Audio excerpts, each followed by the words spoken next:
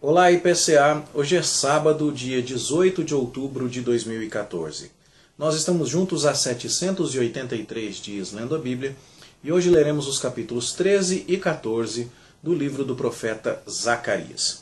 Estamos encerrando a leitura de Zacarias e também a sua segunda parte do livro, onde a partir do capítulo 9 temos profecias não datadas que convidam o olhar do povo de Israel, do remanescente que sobrou de Judá após cativeiro babilônico, para um futuro a médio e longo prazo. E o que temos nestes capítulos muito repetido é a expressão naquele dia, no dia do Senhor, naquele dia. Isso porque, desde o capítulo 9, nós estamos vendo Deus falar a respeito de um futuro, onde os povos inimigos do povo de Deus serão derrotados, é o início do capítulo 9, onde o rei messiânico governará, é a segunda parte do capítulo 9, ele vai chegar montado num jumentinho para um reinado de paz, isso já foi parcialmente cumprido na pessoa de Cristo, onde no capítulo 10 a gente viu que Deus vai abençoar o seu povo, no entanto, isso não acontecerá sem que o bom pastor seja rejeitado e que haja mais juízo ainda sobre aquela cidade que já sofreu um cativeiro, vai sofrer outro. A gente vê isso no capítulo 11. Mas capítulo 12 diz que ao final Jerusalém vai ser salva. E terminamos o vídeo de ontem vendo que o povo olharia para Deus a quem rejeitou e se arrependeria. Assim, nesse clima, podemos dizer assim, começa o capítulo 13, quando se fala que os falsos profetas se envergonhariam de seus pecados, de tal forma que tentariam esconder isso. Pais eliminariam seus filhos se tentassem profetizar falsamente. Muitos se sentiriam envergonhados, não usariam aquele manto de pelos tão característico dos profetas. Se algum deles fosse apanhado com algum tipo de machucado, que era próprio daquela autoflagelação idólatra, alguém perguntaria, que machucados são esses? E a pessoa tentaria disfarçar, não, isso aqui eu me machuquei na casa de uns amigos aí.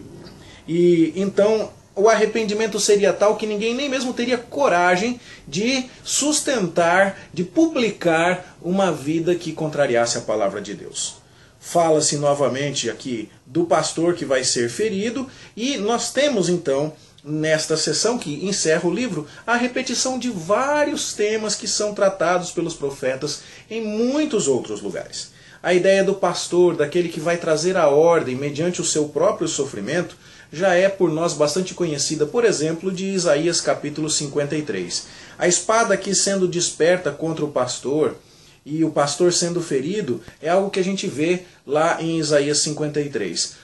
E, embora haja uma certa dispersão inicial das ovelhas, elas vão ser reunidas, e é assim que termina o capítulo 13, purificadas e serão carimbadas com o selo, o Senhor é o Deus deste povo. É o povo de Deus reunido, recolhido.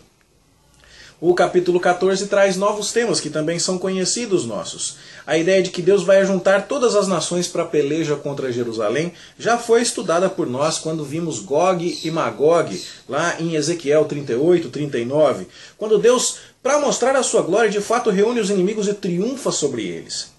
Mais uma vez, preste atenção em quantas vezes a expressão naquele dia é repetida.